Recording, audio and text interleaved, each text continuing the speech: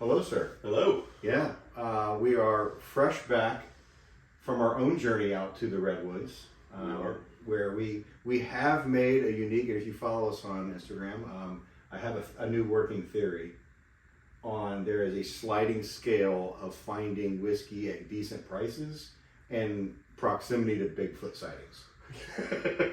I think that is absolutely That's a fact. We're proving it time and time again. That the closer we get to Bigfoot, we find great whiskey and stuff that we don't find anywhere else. So, to my left is a whole bunch of spoils from our most recent adventure, where we saw a couple concerts, and I'm super excited because we took some of these guys with us. We brought very little of it back. This guy was full. Yeah. Because we poured bunches into bottles, and then we took a bottle, and I was like, oh, there'll be plenty for the tasting. We went a little deeper into it than I think we planned. But listen, I'm super excited for this one because, one, first time venturing outside of Kentucky or Tennessee. Yeah. Two, for us, it's pretty local. I mean, this is distilled within 2 hours from us. Three, it's delicious. And we'll tell a little bit of story of how I kind of tricked him into trying a couple things and picking this guy and a little blind tasting with it, not telling him that it was from California. So first, let's get into it.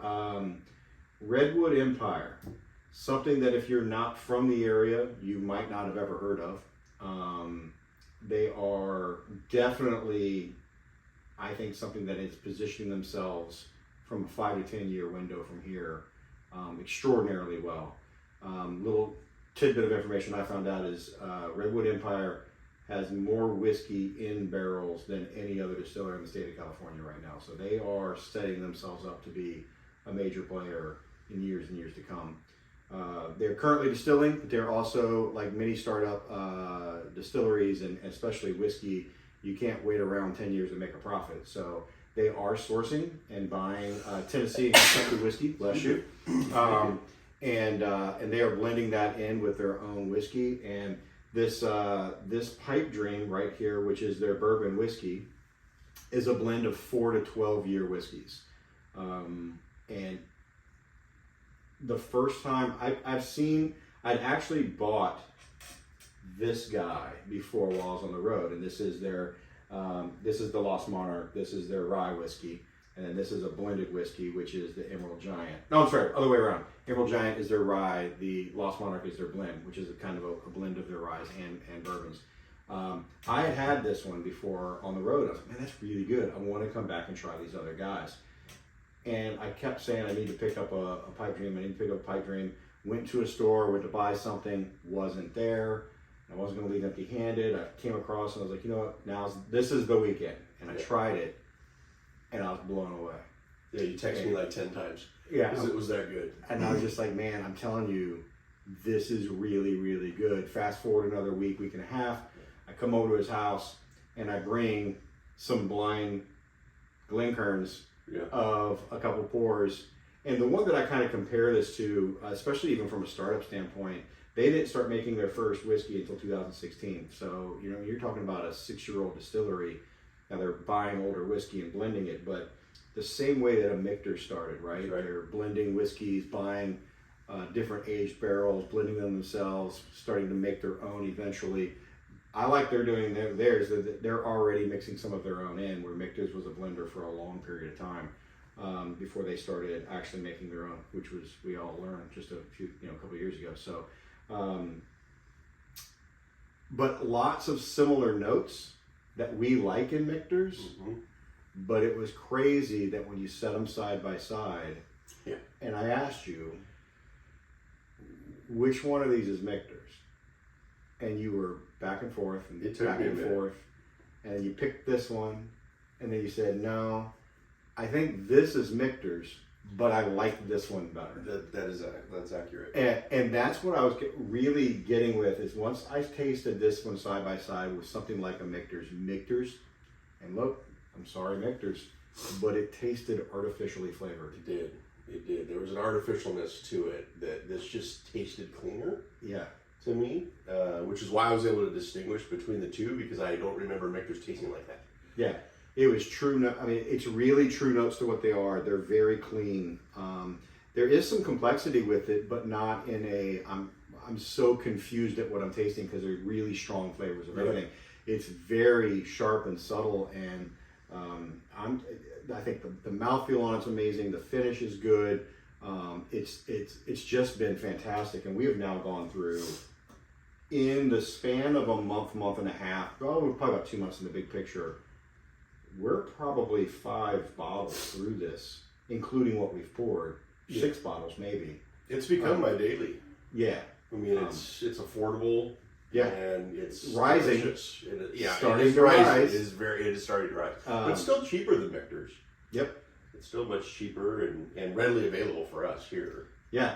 We're very, very excited. There's a potential here. I've got a call that got postponed from our trip, but I've been back and forth on the email a couple of times with an option that they don't really do tours yet, but they were interested in letting us come up and meet the distiller and see what they're doing up there, and potentially even have their master distiller jump on a call with our group once we get that organized, and if we're interested, to learn a little bit more about their whiskey making process, their vision of what they're doing. Super excited because that's kind of a new branch for us, but I wouldn't jump at it if I thought this wasn't great. And here's the thing, I think what they're making is really, really good, and I'm excited to build that relationship a bit because I think this is going to go places. So also just cool branding. I love the nature-driven aspect of what they're doing. They are located out of Sonoma and the Redwood forests of the Sonoma coast in Sonoma County. Every whiskey is named after an actual tree. Pipe Dream is named after the 14th largest tree in the world. The Patriarch National Forest, 367 feet tall, one of the fastest growing trees ever recorded on Earth. Crazy stuff. It is. Yeah, so super cool. For every bottle you buy, they plant a tree, and they are now somewhere in the ballpark of 617,000 trees planted and counting. There you go. You're drinking to save the planet. That's right. Yeah. You're impacting climate change. Yeah.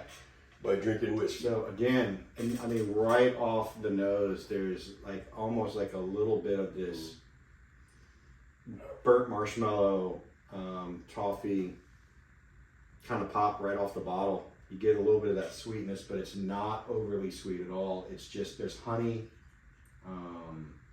It smells. I was kind of like, I'll tell you this, guys. I'm like, I don't know if I really I don't want to drink that much tonight. Like, I don't feel like I'm dehydrated and whatever. And then I smell this, and I'm like, oh wow, I'm ready for this. I'm ready to try it. So again, a little bit of alcohol on the front end. Gonna let that just kind of air out for a second.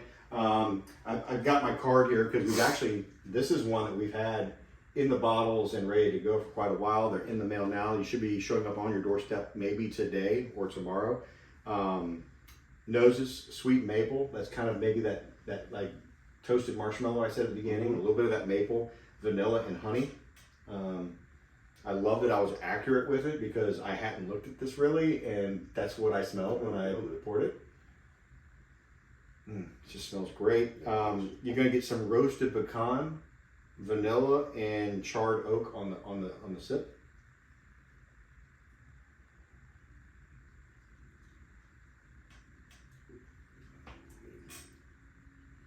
Smooth.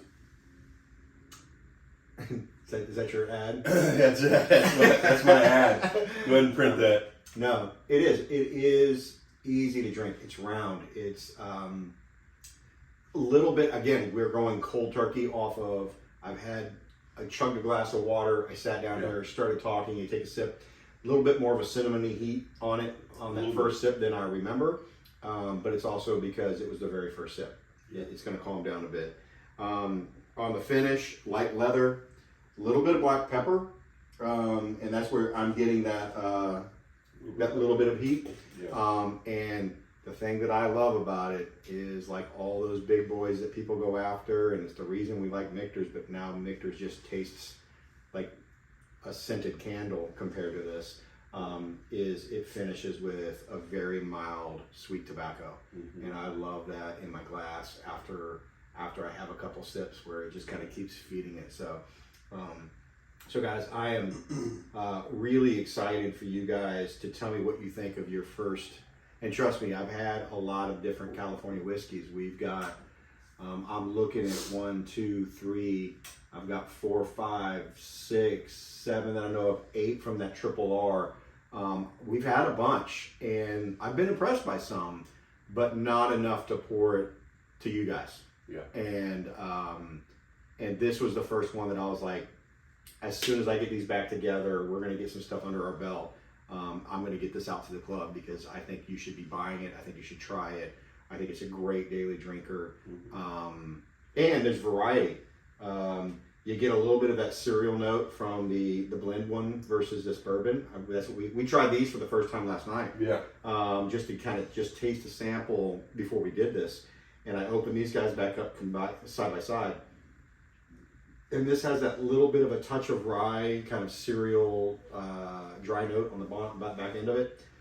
The rye tasted like pure cinnamon disc. Yeah. That spicy cinnamon disc candy. Really great sweetness. And I think it'll be really good on ice. Yeah, had an awesome, slight medicinal. Almost when I think about. Remember how that chicken cock rye is like a cocktail in a glass straight out of the bottle? Yeah. That had a little bit of that. Not nearly as much. It's way cleaner. And that's what I've really liked about these guys, is they're super clean. And side by side, 3 of them. Here's the cool thing. You can get all 3 bottles for under $100, or right at $100. Yeah. And do a side by side and understand the difference of mash bill between corn, rye, and a blend. And I think that makes an amazing experience for somebody. So, so yeah, man. So I hope you guys really like Redwood Empire. I love what they're doing. They've been super approachable from a people standpoint. They obviously care about the environment and giving back to nature. They've named their company after, majestic trees. Yeah. Super cool. Doing their part for the environment. Yeah. So give them your money, and luckily for your giving, you get some really great juice on the back end of it. So I will send out details with you if and when our meeting with them goes to a place where we can potentially have a club event with them. But I see that for the first time being like a potential thing we could do on a more local level for the folks that are around here. So super excited that we're getting outside of Kentucky and Tennessee, and the one notes that we've kind of been pouring. Hey, here we are, California, backyard, making amazing juice, and a great look for between 30 and 33 and $40. Yeah, depending on $30 and $40 is what you're gonna find. At this point. Total Wine is now $39.99 for each of these. Rayleigh's, you can occasionally find this guy for like $32. It was interesting that it was a little bit more expensive per bottle the closer you got to Sonoma. It seemed like a couple places, area, but here in Sacramento, it's about, I think it's $31, $32 right now over Rayleigh's. Yeah, so went up at Total Wine though. I think it's $40. Yeah. But like I said, it's worth every dime of that, and I hope you enjoy this pour. Try it on ice. Try it in a cocktail. That's again, it's a price point where you don't feel guilty doing it, and you know you can go get yourself another bottle. This has definitely got a new place on our rotation list. And we shared some of that pipe dream with some folks that were near our campsite who were not huge bourbon drinkers, and everybody loved it. So, I mean, it's a versatile bourbon that you can bring with you pretty much anywhere. So, hey, listen, if you're out there, Trisha and Trisha. Yeah, Trisha and Trisha. you remember this, and I got the yo right. No, and then it was Tiffany and Stefano. Stefano? I think it's Stefano because you got the O right. I got the O right. Yeah. Right. Yeah. Big joke there, but anywho, guys, whiskey again, bringing people together on the road and back in our HQ. Hope you enjoy it, and we will be pouring something again fun for you on. You know what I didn't really say? August pour. Although it's Yeah, this is August pour. August pour. August pour. We finally come full circle and go into California. This was actually, I wanted to do this. We go to California and come out of Kentucky and Tennessee on the 1 year month anniversary of our first pour. So August of last year was our first pour. Full circle And back so, to Cali. so now we're kind of launching it into a bigger world as we enter year 2 with some exciting new partnerships and things to come. So thank you again for being members, and we hope you enjoy your pour. Talk to you guys later. Cheers.